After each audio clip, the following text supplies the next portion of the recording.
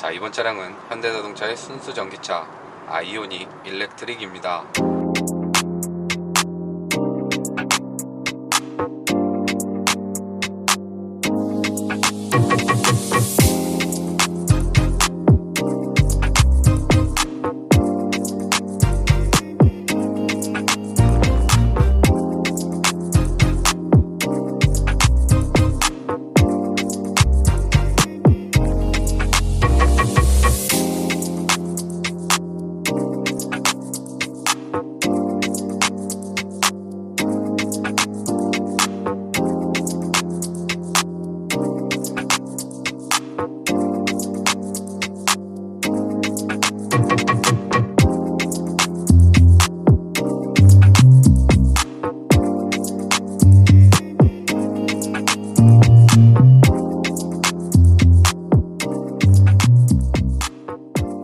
아이오닉은 하이브리드, 플러그인 하이브리드, 그리고 전기차로 라인업을 구축한 친환경 전용 모델인데요.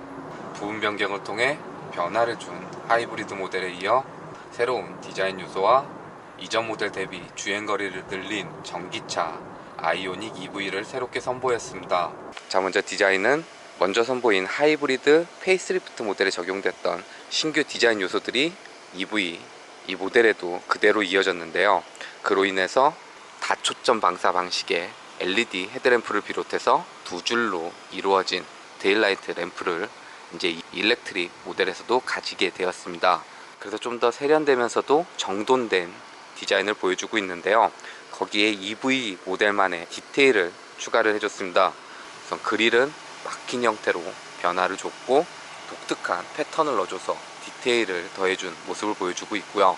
이전 EV 모델은 다 앞에가 폐쇄형이었던 반면 현재 페이스리프트를 거친 아이오닉 일렉트릭 모델은 좌우로 개폐 형태의 액티브 에어 플랩을 탑재를 시켜줌으로써 주행 상황에 따라서 이 플랩이 열리고 닫히는 기능이 더해졌습니다. 그러니까 디자인적으로도 변화를 줬지만 기능적으로도 개선을 시킨 그런 그릴이 적용됐다라고 보시면 될 것 같고요. 이외에는 번호판이 푸른색 컬러를 가진 것을 제외하고는 부분 변경을 통해 변화를 줬던 하이브리드 모델과 동일한 디자인을 보여주고 있습니다.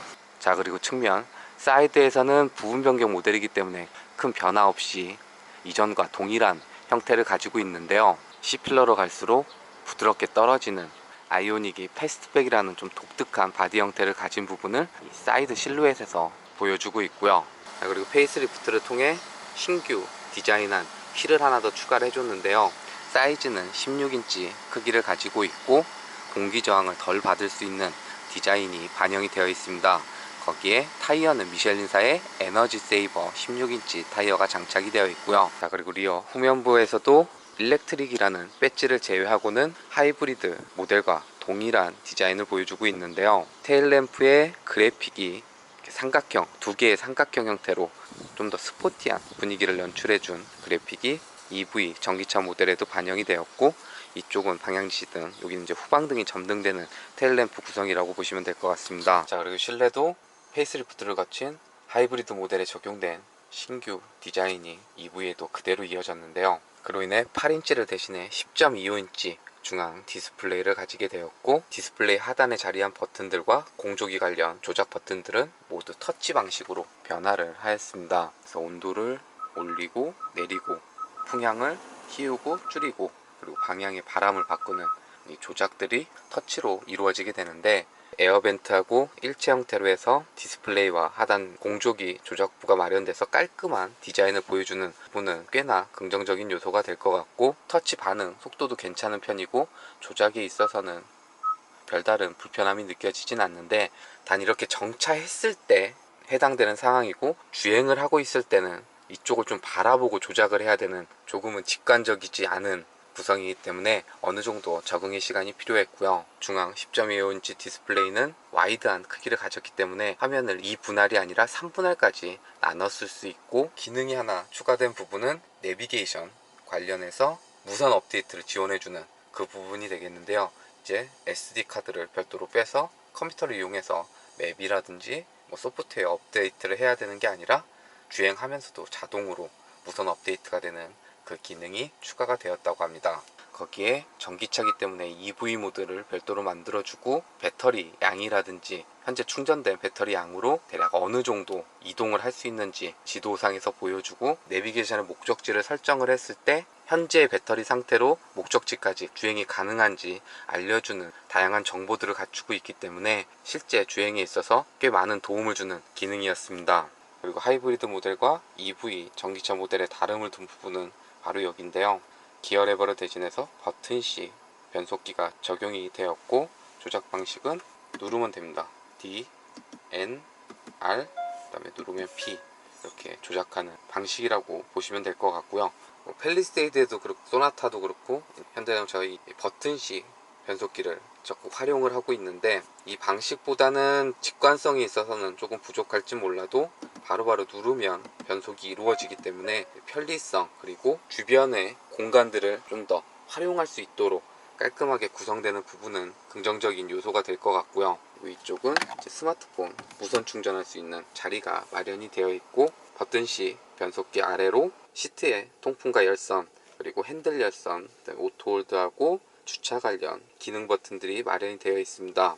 자, 그리고 하이브리드 모델에서는 별도의 드라이브 모드 셀렉트 버튼은 없고, 기어 레버를 운전자 쪽으로 툭 밀어주면 스포츠 모드, 그리고 원상태로 놓으면 에코 모드가 적용되는 그 방식을 가지고 있던 반면, EV 전기차에는 드라이브 모드 셀렉트 버튼을 별도로 만들어 줬습니다. 그래서 이 버튼을 누르면 계기판에 그래픽이 변화를 하면서 드라이브 주행 모드가 바뀌게 되는데요. 드라이브 모드는 노멀, 스포츠, 에코, 그리고 길게 눌러주면 에코 플러스, 이렇게 총 4가지로 구성이 되어 있습니다. 그러니까 하이브리드 모델보다 노멀 모드가 하나 더 추가가 됐다 라고 보시면 될 것 같고요. 자, 그리고 계기판은 하이브리드 모델에 적용됐던 그 전자식 계기판이 적용이 되었는데요. 풀스크린 하나로 이루어진 디스플레이는 아니고 중앙에 디스플레이가 있고 양쪽으로 또 배열이 된 클러스터 구성이라고 보시면 될 것 같습니다. 그래서 중앙 디스플레이에서는 주행 관련 정보를 비롯해서 드라이브 모드를 변경하게 되면 컬러를 달리해주고 그래픽에 변화를 주면서 전자식 계기판이 적용된 부분을 적극 활용하고 있는 모습을 보여주고 있고요. 그리고 왼쪽에는 배터리를 어떻게 사용하고 있는지 주행 관련 내용을 보여주고, 반대쪽에는 현재 배터리의 양을 보여주는 그 계기판 구성이라고 보시면 됩니다. 자, 이외에는 앰비언트 라이트, 무드 조명이라든지 먼저 선보인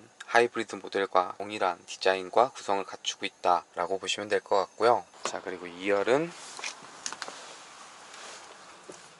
운전석은 제가 운전했던 그대로 시트 포지션 해놨고, 보조석은 앞쪽으로 약간 더 당겨놓은 그 형태라고 보시면 될 것 같고요. 레그룸은 상대적으로 좀 여유가 있는 반면 패스트백 바디 스타일을 가지고 있기 때문에 헤드룸은 좀 타이트한 그런 공간 구성을 보여주고 있습니다. 거기에 시트는 좌방의 길이는 괜찮은 편이고, 등받이 각도도 그렇게 서 있는 편은 아니어서 착자했을 때 별다른 불편함이 느껴지지 않는 시트 구성을 보여주고 있고요. 중앙 팔걸이를 내리면 컵홀더라든지 2열 에어벤트도 마련이 되어 있는데, 이쪽에 USB 단자라든지 아울렛 단자가 별도로 마련되어 있지 않은 그 부분은 좀 아쉽게 보이는 부분이었습니다. 외에는 2열 시트도 시트 열선은 2단계로 조절할 수 있는 기능도 적용이 되어 있어서 흐름은 조금 타이트한 편이지만 성인 4명이 어느 정도 이동하기에 별다른 불편함은 동반될 것 같지 않은 실내 공간과 구성을 갖추고 있고요. 그리고 트렁크는 이쪽 이렇게 누르게 되면 오픈되는, 전동식은 아니고 수동 개폐 방식이라고 보시면 되고요. 트렁크 아래로 배터리가 배치가 되기 때문에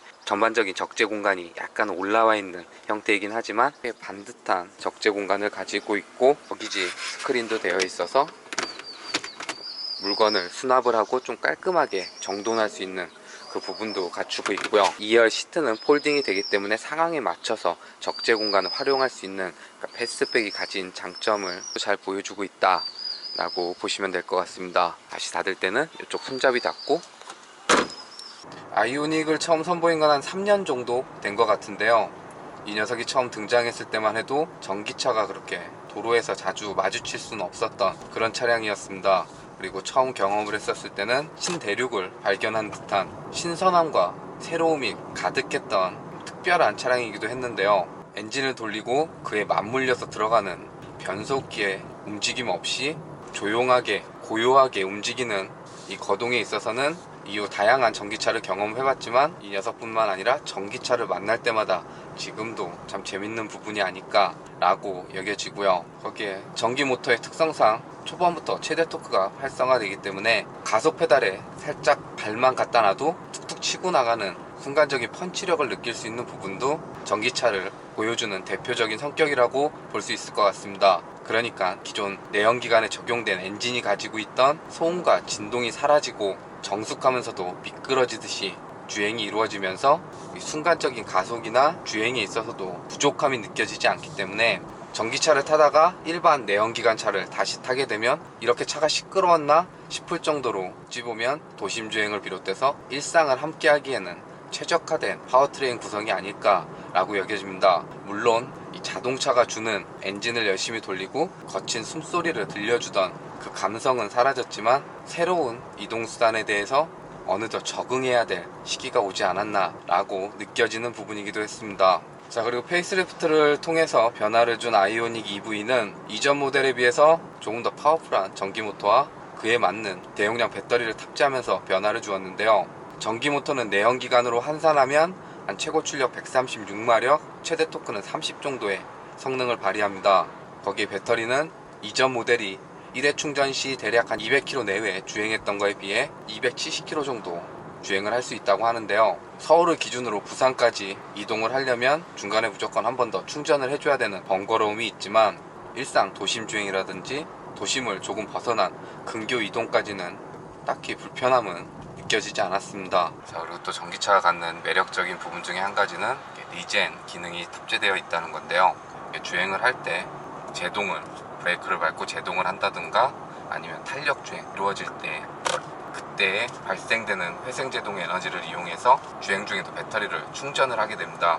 가속 페달을 밟게 되면 배터리에서 전기모터로 에너지가 가고 가속 페달을 떼는 순간 회생제동 에너지를 이용해서 배터리를 충전하는 과정이 반복되게 되는데요. 그러니까 일반 내연 자동차가 주유를 하게 되면 기름을 소모를 하지 늘어나는 경우는 없는데 하이브리드를 비롯해서 이 전기 자동차는 주행 상황에서도 배터리를 자체적으로 충전을 하기 때문에 주행거리가 늘어나는 기특한 부분도 가지고 있습니다. 그로 인해서 일반 내연기관 자동차는 고속도로 등 정속 주행을 할 때 가장 뛰어난 연비 효율성을 보여준다고 하면 전기 자동차는 리젠 사항이 더 적극적으로 활성화되는 가다수다가 반복되는 도심 정체 구간에서 더 뛰어난 배터리 효율성을 보여준다 라고 참고하시면 좋을 것 같고요. 자, 그리고 핸들 뒤편으로 마련된 이 패들은 일반 내연기관 자동차에서 사용했던 변속을 하는 패들이 아니라 회생제동 에너지, 그러니까 주행을 하면서 배터리를 충전을 하는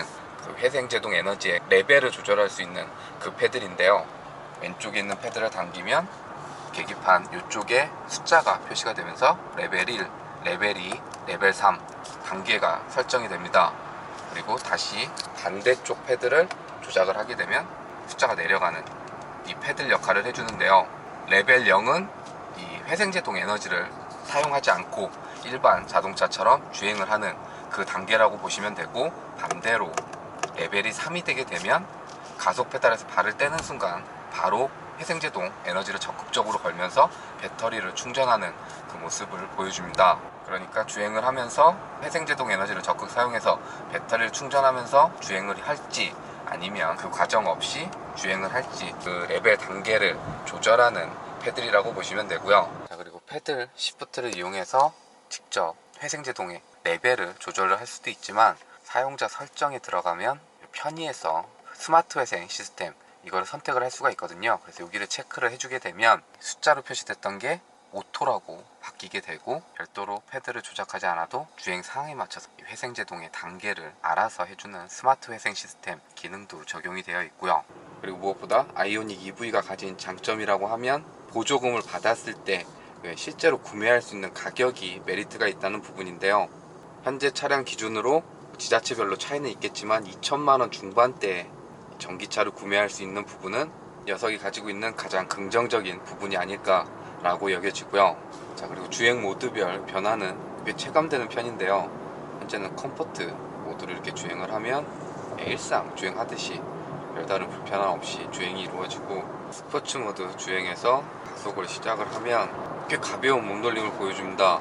거기에 배터리 팩도 트렁크 하부 쪽에 포지션이 되어 있기 때문에 좀 더 무게중심이 아래쪽을 향하고 있어서 거동에 있어서는 꽤 재밌는 모습을 보여주는데요. 물론 가진 힘 대비 더 많은 출력을 뿜어내는 건 아니지만 또 가속을 가져가면 좀 더 시원시원하게 거동이 이루어지기 때문에 어느 정도는 컴포트 모드와 구분을 지어놓은 모습을 보여주고요.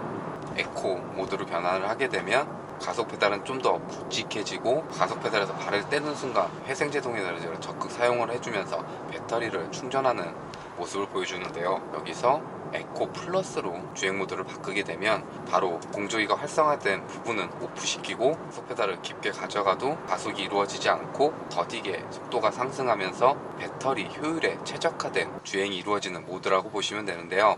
주행 모드별로 어느 정도 성격을 구분시켜주고 주행 상황에 따라서 운전자가 선택할 수 있도록 마련해 놓은 부분은 꽤 괜찮은 구성을 갖추고 있다 라고 여겨집니다. 거기에 핸들 조향도 별다른 이질감 없이 적당한 무게감과 조향하는 대로 꽤 말도 잘 듣는 편이라 핸들 조향 세팅에 있어서는 별다른 불편함이 느껴지진 않았습니다. 자, 그리고 브레이크 제동력에 있어서는 하이브리드든 전기차든 브레이크를 밟게 되면 바로 회생제동 에너지가 발생을 하기 때문에 그에 따른 이질감을 가지고 있는데요. 초반에 좀 안 밟힌 듯한 소위 말하는 허당치는 느낌을 가지고 있고 후반에는 약간 밀리는 듯한 성향을 보여주는데 이 녀석도 어느 정도 그 성격은 가지고 있습니다. 대신 이전 모델보다는 그 이질감이 좀 줄어든 느낌이 들고 또 어느 정도 적응이 되면 예상 가능한 범위 내에서 제동이 이루어지기 때문에 이 녀석이 가진 출력 대비 무난한 제동력을 가지고 있다 라고 보시면 될 것 같습니다. 자, 그리고 승차감에 있어서는 노면 상태에 따라서 2열에서는 간혹 튀는 듯한 그런 느낌을 줄 때가 있는데 운전석을 비롯해서 1열에서는 노면 상태도 어느 정도 잘 걸러주면서 편안한 주행이 이루어지기 때문에 이 부분은 참고하시면 괜찮을 것 같고요. 이외에 전기차를 경험할 때마다 만족스러운 부분은 지하철에서 들었던 윙윙거리는 전기 모터 소리와 타이어가 노면에 닿는 마찰음 정도만 들릴 뿐 어떠한 소음도 없이 조용하게 거동이 이루어지는 이 부분이라고 할 수 있는데요. 거기에 아이오닉은 전면 시야라든지 측면에 잡히는 사각지대라든지 시야적인 부분에 있어서도 꽤 열린 시야를 제공을 해줘서 별 답답함 없이 주행이 이루어지는 부분도 괜찮아 보입니다. 반면 엔진 소음이나 진동 없이 정숙하게 주행이 이루어지다 보니까 이외의 소음은 좀 더 크게 들리는 상대적인 부분은 있는데요. 에어컨 바람 소리라든지 A필러를 통해서 들어오는 풍절음이라든지 조금 더 크게 들리는 그런 부분은 있는 것 같고요. 좀 아쉽게 느껴졌던 부분은 장착되어 있는 타이어 부분이었는데요. 미쉐린 에너지 타이어는 연비 효율에 목적성을 맞춘 타이어이기 때문에 그립에 대해서는 약점을 가지고 있습니다. 주행 상황에 따라서 간혹 그립을 놓치는 상황도 발생을 하기 때문에 만약 아이오닉을 구매하신다고 하면 그립이 괜찮은 타이어로 바꾸시면 연비 효율성에서는 조금 손해를 보더라도 더 재밌는 주행도 가능하지 않을까 라고 생각되는 부분이었고요. 자, 그리고 반자율 주행 시스템도 적용이 되어 있는데요. 우선 크루즈 컨트롤은 방변 목로니까 속도는 80km로 설정을 해 놓도록 하겠습니다. 그러면 가속 페달과 브레이크 페달을 별도로 조작하지 않아도 앞차와의 거리를 계산해서 지정해 놓은 속도로 따라서 주행이 이루어지게 되는데요. 거기에 차선 유지 어시스트까지 적용이 되어 있기 때문에 이렇게 핸들을 잡고 있지 않아도 주행이 이루어지는 반자율 주행 시스템을 누릴 수가 있습니다. 스마트 크루즈 컨트롤 같은 경우에는 앞차가 정차하면 따라서 멈춰서고 다시 출발하게 되면 따라가는 스탑&고 기능까지 탑재가 되어 있고요. 거기에 차선 유지 어시스트는 이전에는 속도가 60km 이상에서만 핸들을 조향해 줬는데 아이오닉 EV에 적용된 핸들 조향은 속도랑 상관없이 핸들을 조향을 해주고 있습니다. 그래서 현재처럼 속도가 한 30km 정도에서도 핸들을 조향을 해주는 도심 정체 구간에서도 좀 더 편리하게 사용할 수 있는 반자율 주행 시스템이 적용이 되어 있는데요. 스마트 크루즈나 차선 유지 어시스트의 인식률도 상당히 괜찮은 편이고 멈춰 섰다가 재출발하거나 차선과 차선의 중앙을 잡고 따라가는 반응에 있어서도 별다른 불편함이 느껴지지 않기 때문에 장거리 운전에서의 피로도도 줄여주지만 도심 정체 구간을 주행을 할 때도 꽤 유용한 기능이라고 보시면 될 것 같고요. 이런 운전자 지원 시스템은 편리한 주행에 도움도 주지만 조금 더 안전한 운전에 도움을 많이 주는 기능이기 때문에 반자율 주행 시스템이 적용이 되어 있는 부분은 일상을 함께하기에 꽤 긍정적인 요소가 되어주지 않을까 이렇게 여겨집니다. 새로운 디자인 요소는 긍정적이었고 보조금 지원 시 2천만원 중반에 구입 가능한 상품성은 매력적이었으며 이전 모델에 비해 주행거리를 늘리고 일상을 함께하기에 더 적합한 전기차로 변화를 준 현대자동차의 아이오닉 EV였습니다. 네, 안녕하세요. 개그맨 양성국입니다. 안녕하세요. 저는 레이싱 모델 엄지아입니다. 안녕하세요. 시청자 여러분. 저는 레이싱 모델 한소울입니다. 안녕하세요. 레이싱 모델 테이라고 합니다. 우리 또 자동차 전문 TV 레드 RPM TV, 레드 RPM, 레알 TV 레드 RPM TV 여러분들 레알 TV 많이 시청 부탁드립니다. 많이 시청해주세요. 많이 구독해주세요. 많이 시청해주세요.